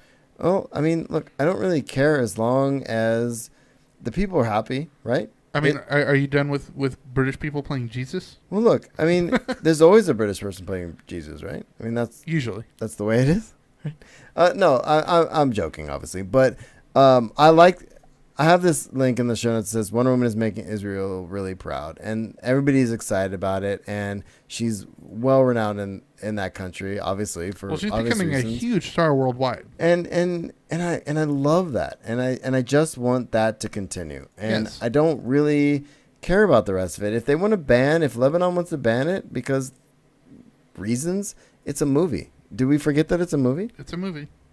It's just a movie. And don't get me wrong, movies can be instruments of change, but come on, it's a movie still. Then we go back to the whole freaking the North Korea movie that got the Interview. Right, The Interview. Are you kidding me? Like that almost started a war, sort of. In a dumb way. Right. You know what I mean? I mean, not really, but Team America World Police. Right. I mean, it's just ridiculous. Anywho, I need to By the way, we're not in the Star Wars section anymore. Well, and we also don't have a picture up over there, so here we are, blowing it. Let's get something going here. Okay. Let's get a picture up. Oh, so there's 3 posts in here, and I'm just gonna kind of gloss over them real quick because I love the articles, but they're kind of long. But in a nutshell, the director of Wonder Woman wants, there's always flack when it comes to a woman who's in scantily clad when it has to do, especially when it has to do with a comic book kind of thing. Right. And it's like, well, why does she have to not wear any clothes? It's like, because that's the character, and let her be her sexy self. And exactly. So, and there's that article. And then there's the one where why it couldn't be rated R, which I think is pretty self-explanatory. But the fact that it couldn't be rated R is because could you imagine if Wonder Woman was rated R? What would that look like? Well, for a couple of reasons. One, it's set during World War I, so your lack of language is going to be pretty evident. Indeed. Right? So, you're not going to drop the F-bomb twice there, so you're going to You're not going to get it there. You're not going to be showing boobs, so you're not going to be getting. I mean, you're not going to showing boobs for an extended period of time. Right. So you're not going to get it there, and just the way the weaponry that she uses, a sword and a lasso. You know, you could have gunshots because it is World War I, but you're not going to have overflowing gore. So I mean, no, it's not going to be rated R. Yeah, none of that makes sense. Not every movie has to be. I mean, not every superhero movie has to be rated R now. True. There's only certain characters like Logan, Deadpool, Batman, maybe that can pull off a rated R movie because their qualities require it. I agree. And there's one more thing in here before we go out of Wonder Woman. And this is the director talking about, and we talked about this a few weeks ago, but her belief of how to fix the problem with the lack of female directors. And she says, I think more diverse stories will cause you to hire more diverse writers, and will cause you to hire more diverse directors. And obviously, there's an audience there, and that makes sense to me. You know, it's kind of funny. I rewatch TV shows all the time, especially ones that I like. And so I've been rewatching Studio 60 on the Sunset Strip recently. Yeah. And there's a great episode where D.L. Hughley, who plays Simon Styles, who's the lone African-American comedian on the show within the show, and Matthew Perry, who's the head writer, who's playing a Jewish head writer, right? He tells him that he wants to take him to go to the Improv because there's an African-American comedian that's standing up there, and he goes, I think there's a wealth of information, there's a wealth of comedy coming from experiences that are far from your own. Right. And then Matthew Perry tells the story of how he used to be a bartender for Patti LaBelle at the Apollo, and 75% or 90% of the audience that would come out during the intermission were black, but they all lined up in front of the black bartender. And he said, I can make a Cavassier and Diet Coke as well as the next person. And D.L. Hughley makes a great point. It's like, that's a joke you would not make on the air, right? Because your liberal guilt would. And it's like, but it makes this great point that, you need more diverse storytellers to get the more diverse stories. Indeed. So it's kind of like a chicken and the egg thing with that. It's like she's saying you need more diverse stories to get the, well, you need the more diverse storytellers first. Well, you got to tell the story, and then you get the person to make the story, the vision of that story happen. Right. And that's important. And what's going to happen is when you get more people like Jordan Peele, right, who writes and directs their own project. Which I can't wait to see that movie. I know. So anyway, so getting more people like that. Like John Singleton back in the day with Boys in the Hood. It only Ava DuVernay with Selma, stuff like that. Right. You just need more people like that. Cool, man. Aquaman. So Aquaman, timeline-wise,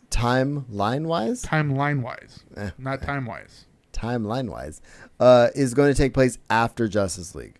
Makes sense. So that means that the Aquaman movie is not going to be an origin story. It's not going to be an origin story. But there's speculation that there will be some flashback stuff. Yeah. Which makes sense because it would be too hard to try to shoehorn an origin story into Justice League. And then you don't want to have, after you've already introduced the character, you don't want to have an origin story later. I mean, that's how we got into trouble with Wolverine origins. Well, especially if the timeline is after the movie. Exactly. Like, we've already seen him. We saw him once already in Batman v Superman very briefly. Then you've seen him in Justice League. And then he has his own movie. And then we're doing an origin. That wouldn't make sense. Yeah, it wouldn't make sense.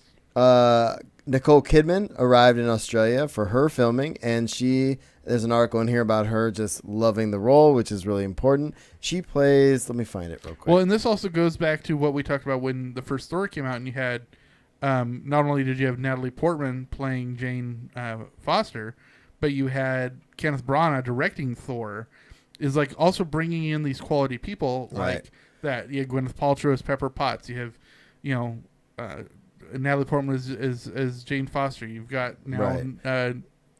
yeah, she's playing Queen Atlanta. Right. You've also got Cate Blanchett playing Hela in the new Thor movie. Exactly.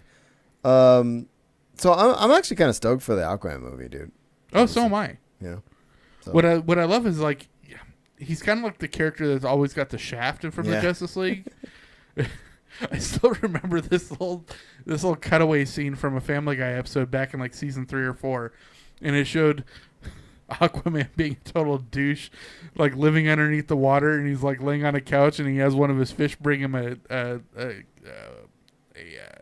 scotch and soda. Yeah. But he keeps on him, don't let water get in it. Dude, you're underwater. Oh, that's great. All right, man. So Disney, Animaniacs is coming back, which Animaniacs. Animaniacs was one of my favorite shows from back in the day, and I watched it as a teen and a young an adult. I love that show, and well, it goes to show that the whole last few years. I mean, we saw Girl Meets World come back after Yep. Boy Meets World. We've had Fuller House come back. There's that show on where it has the girl from Step by Step, right, Jodie Sweetin from Full House, and the girl from Seventh Heaven, and it's like a fake reality show about them. And then you've got what was the announcement last week we talked about? DuckTales. DuckTales, exactly. DuckTales is coming back. You've got the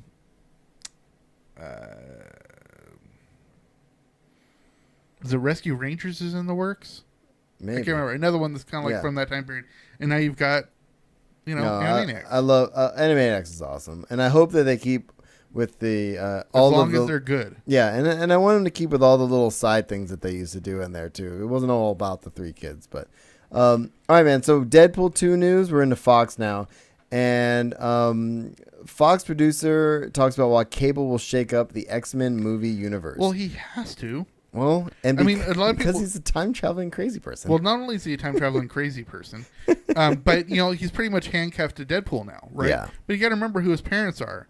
His father is Cyclops, right, and his mother is a clone of Jean Grey. Indeed. So it's like, come on. Yeah, so it should be interesting, and I think Deadpool 2 is going to make that all the other stuff after that really interesting. I don't know. It'd be cool. So there's that. What else we got? Marvel, Venom. Officially, Venomverse is happening, which we talked about last week. Yes. But I think the official Marvel announcement happened. Right. Well, it's Marvel, because Marvel doesn't actually make it. No. Marvel's helping Sony make it. Right. Yes. But Marvel announced it is what is what this story is about. So that's important. Doctor Strange is available on Netflix now. Watch it. I just threw that out there because if you haven't seen Doctor Strange, watch the movie. Watch it. It's cool. It's pretty much a remake of Iron Man. Yeah. Well, which makes it a good movie. And Iron Fist news. What is this? What do I have? Finn Jones says Iron Fist 2 is going to be in the works. And they haven't confirmed it, that there's going to be a season 2. It was the first one they haven't confirmed because Right. Luke Cage is already confirmed. This one, he's confirming it now. Well, was it Jessica Jones is about to start filming. It's already been filming. It's almost done. And Luke Cage is about to start filming. Yes, they're waiting for season Defenders 2. Daredevil's already had season 2. And so Finn Jones is basically saying it's happening. And speaking of the Netflix verse, The Punisher, the creator let it slip that it's going to be premiering in November. Nice. And Haley Atwell, which this is an interesting thing because we went back and forth with this for weeks about this when Agent Carter got canceled. And well, I don't think it ever officially got canceled. It just got pulled from rotation or pulled from the schedule, right? Right. Because she poor choice of words. You're right. Because she went on to go do Conviction, right? Which I actually enjoyed, but it got canceled after 10. Well, again, it didn't get canceled until later, but it only did. But it didn't get renewed after its 13 episode run. 10. It said 13. Oh, was it 13? I think it was 13. But anyway, long and the short of it is, she's saying, well, look, I mean, it could still happen, and I think she secretly wants to happen. You know what I would love it? She's not the only one that wants it to happen. No, you know what I would love it to be though is especially because this is what I love about the name of it was always just Agent Carter.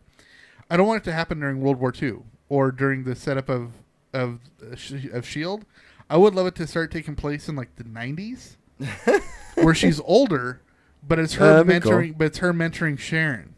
Oh yeah, I'm in with that. And it's 2 Agent Carters. Nice. So you can actually title this season Agents Carter. Agents Carter. Okay. Why don't you go ahead and send an email to them, and they can ignore it. And then give me story credit. All right, man. Cha-ching. Real quick, some Spider-Man Homecoming stuff. Like I was saying earlier, there was a lot of buzz on social media about Homecoming. Right. And the Emoji Movie was, you know what I mean. But the runtime, it's going to be an hour and a half. From what Makes sense. If I remember from what I read earlier. It's a teen movie. Come on. Yeah, it says Spider-Man. hour and a half or about 2 hours and 10 minutes, whatever. And it says the 1 hour and 30. Oh no, it's 130 minutes. 130 which is 2 minutes. hours and 10 minutes. That's right. 130 minutes. 2 hours and 10 minutes. Right. So that's good. That's fine. Yeah, no, it works for me. It puts it basically at the same length as Iron Man 3. Yeah. Which I'm down with. All right. This next one cracks me up. Yeah, this is the best article I think I've seen. Kirsten Dunst criticizes Sony's new Spider-Man reboot. And because she's not in it. Just some of the quotes out of this, though. Like, I read through this, and she's like, we made the best ones, so who cares? Oh, jeez. She says... Bitter much? I'm like, you make it all you want. They're just milking that cow for money. It's so obvious. You know what I mean? And then she says... like, you didn't milk it for money when you first got cast in a reboot. Yeah, and she says, I don't care. Everyone likes our Spider-Man. Come on, am I right? Listen, I'd rather be the first in the first ones than the new ones. Except for you were like in the third ones. Yeah, it's insane. And it was awesome until emo Spider-Man did the Saturday Night Live jaunt down the street. God, poor emo Spider-Man. Anyway, I just thought that was pretty entertaining. All right, let's get to merchandise news. Whoever is worthy can drink from this awesome Thor mug. I want to see this Thor mug. I'll put it in the chat too because it's important. It is important that we all Importante. see it. If I can get this to come up. Let me get the slideshow going. I've got ads going everywhere. This site has gone to poop. All right. So this is a Thor mug, and it says, whosoever holds his hammer, if he be worthy, shall possess the power of Thor. Right? Right? Yeah, we'll get up on screen. I'm working on it, bro. What I love about it is that the handle and the handle strap form the handle of the mug. Look at that badass. Look at that. That looks really cool. I would like one of those. I would drink hella beers out of that. And if you would like to donate one of those, you can send it to at I am Will Griggs. If you want to buy this for us, you can send it to at I am Will Griggs on Twitter, which is not an address, which we determined earlier. Oh, wait, really quick. Did you ever get that Darth Vader toothpick dispenser? I have not. So if you'd like to send me one, I live in Fort Bragg, California. I'm one of 5 black guys in this place. Huh? I thought Skin sent you money for it. What? Like a year and a half ago. No, that never happened. Edited that out. At least not that I know of. And hopefully he's not listening because here Hi, we are. Skeen. All right. Oh, my God. Anyway, all right. Can we just get to the last part? Yeah, so we're into conventions news, the end of our show. Just today, Disney announced what's going to be, loosely announced what's going to be coming to D23. And let me bring this up really quick so I can say it. I'm intrigued. It says, quote, Marvel will make its way to D23 Expo's show floor from July 14th to the 16th with an exciting look at its upcoming film titles in the Marvel Studios Pavilion. Featuring an array of props and costumes from the studio's upcoming slate, including Thor Ragnarok, Black Panther, and more, the press release writes. Fans will also be able to enjoy all new console and mobile Marvel games, plus incredible exclusive content and announcements throughout the weekend. Let's see what else. It also mentions something about Star Wars. Aside from the Marvel news, Disney is also expected to bring Star Wars news to the event. According to Star Wars News Net, the studio is rumored to dish out news on its Han Solo standalone, so maybe fans will get an official title soon. Plus, we also said that we think that's where they're going to be announcing the 2020 standalone. Yeah, I think there's no doubt. First of all, we're going to get the title for Han Solo. We're definitely getting that. But what would be really, really cool is to make sure that we get that the next announcement of what movie's coming. I mean, we want to know what's coming down. So we've got Last Jedi, we've got Han Solo, and we've got Episode 9, but we don't know what's happening after that. Right. I see. So this is what I see getting announced at D23. I think we're going to get the title for Han Solo. I think we're going to get the first. It might not be released, but we're going to get the first, kind of like what we did for Civil War. I think it was last year, whatever. They did the first showing of for Black Panther. Right. And I think they're going to announce their next movie after Captain Marvel.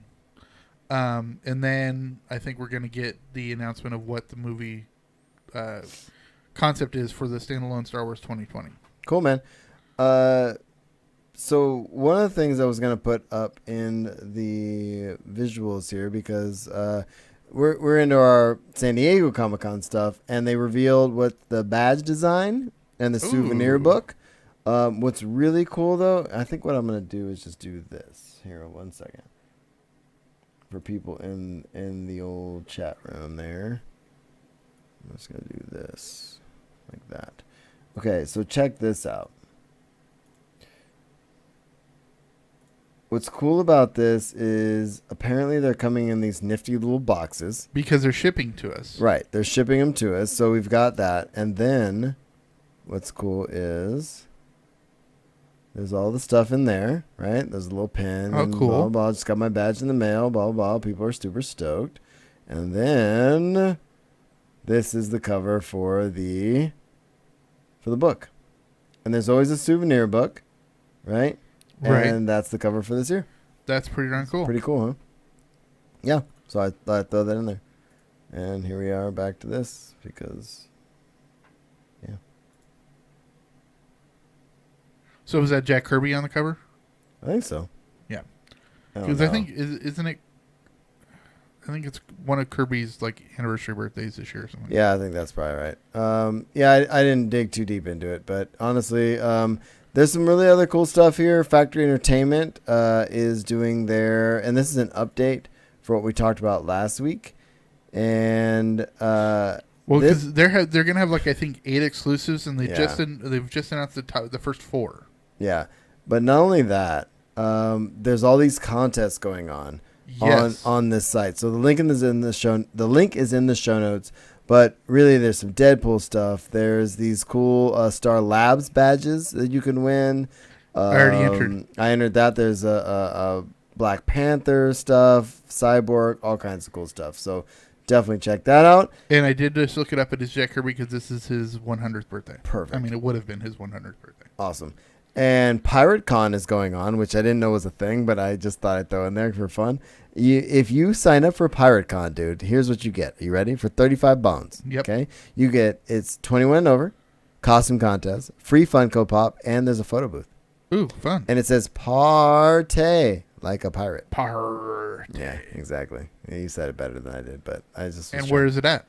I'm not. It's at the Maritime Museum of San Diego, which makes sense. Cool. Maritime, because water. Pirates. Anyway, one more thing before I get to this last thing, which is the best thing ever.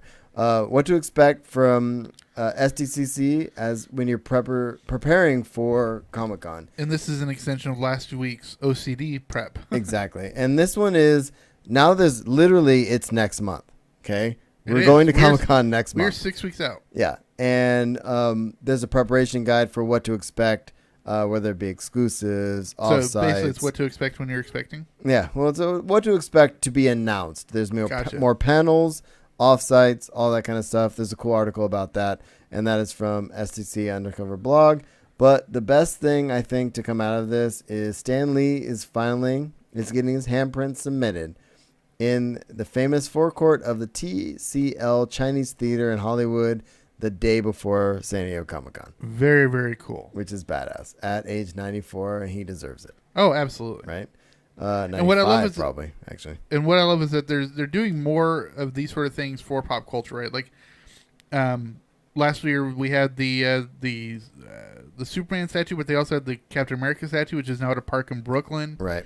I think once they nail down the permanent home of San Diego Comic-Con, Yeah, that'll help. It's going to help. All right, man. Well, 100 episodes. 100. Yeah. Well, you hadn't said that in a while.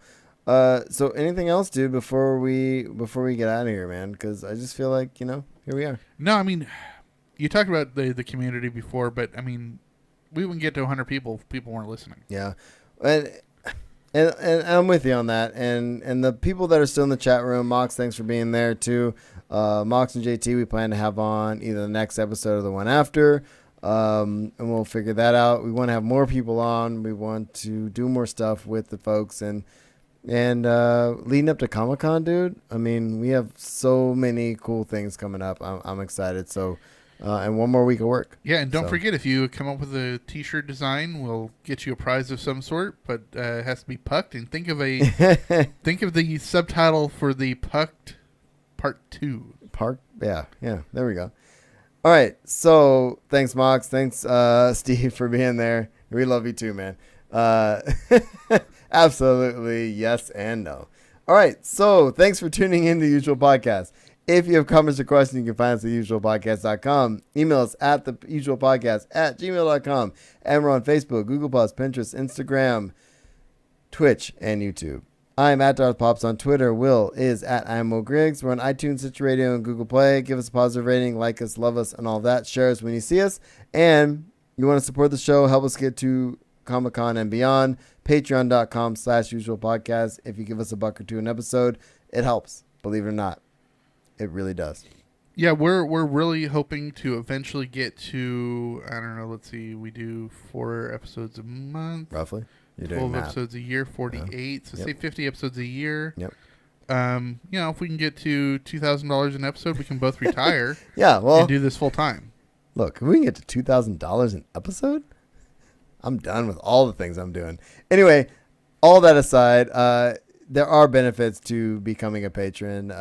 We do blooper reels, which I forgot to put out. I'll put out tonight. I'm sorry. Blooper reels. We do trailer time.